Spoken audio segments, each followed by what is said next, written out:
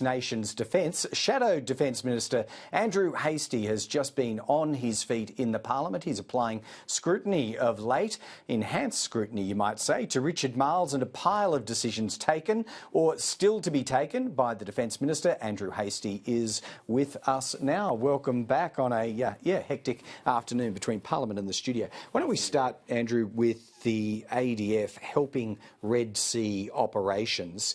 Did you know in December last year when you said we've always stepped up over the last 100 years when we've had to be a good global citizen, did you know that former Defence Minister Peter Dutton had rejected a request and took 6 weeks to do so in the dying days of the Morrison government? Look, I haven't seen the document. I wasn't aware of it at the time. And as I understand it, it was a decision taken during caretaker government. But certainly the situation has changed completely. We have Iranian-backed Houthi rebels firing ballistic missiles, cruise missiles and loitering munitions at ships. And since November, they've fired at about 30-odd ships and they've hit about 14 or 15. Now, this has economic costs, Greg. The cost of moving a 40-foot shipping container from Northern Europe to the Far East before Christmas was about $2,000. It's gone up to $4,500 today, and those costs will be passed on to Australian mums and dads and small businesses.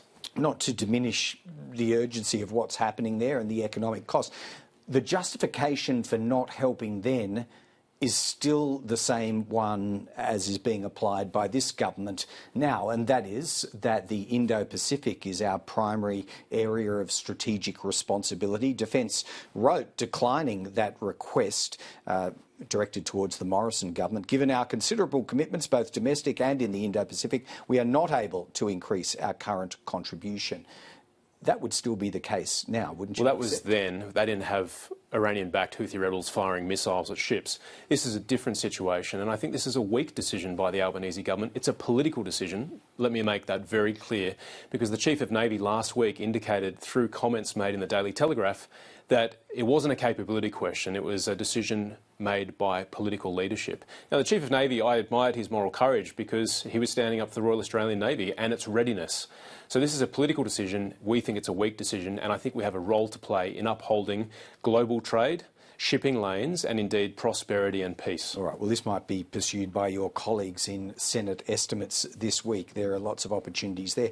Let's move on to other elements of what I think some people are calling a crisis in the ADF. I don't know whether that's your description, but retention and recruitment are lagging terribly behind target at the moment. There are already financial incentives to stay longer. They don't seem to have been taken up in a big rush.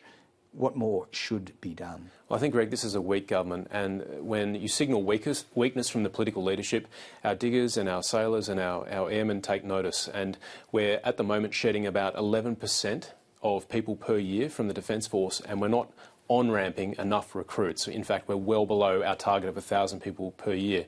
We're trying to get to 80,000 by 2040, and we're less than 60,000 now. So we're running out of time.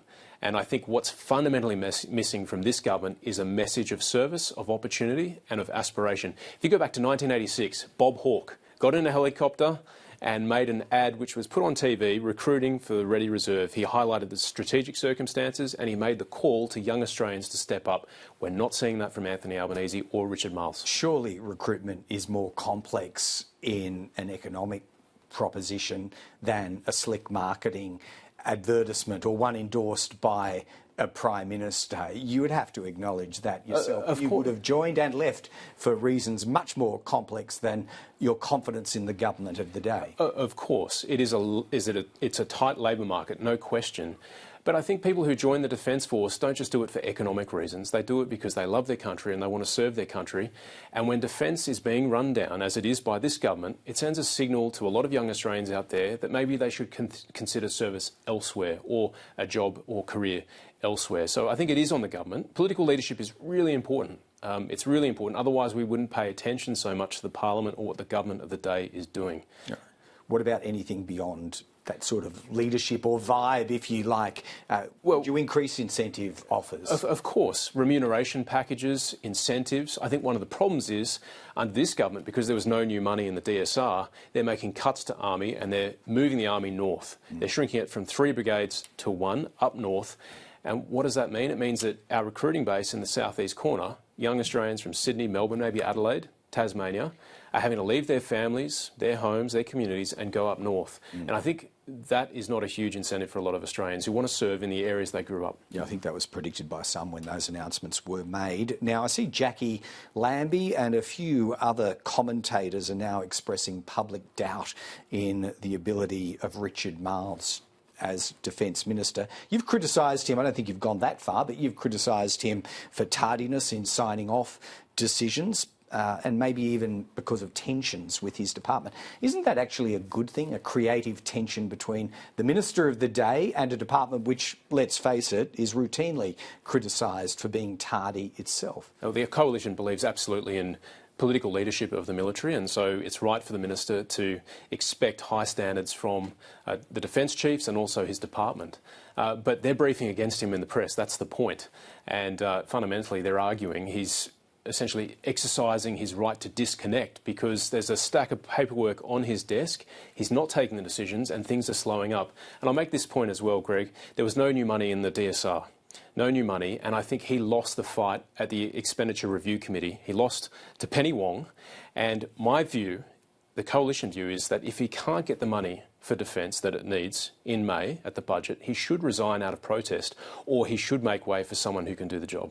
Out of protest, but not due to any allegation you would level against him of incompetence. Well, I would say if he can't get it and he fights for it, he should resign out of protest. And if he can't get it because he's just incompetent, he should go.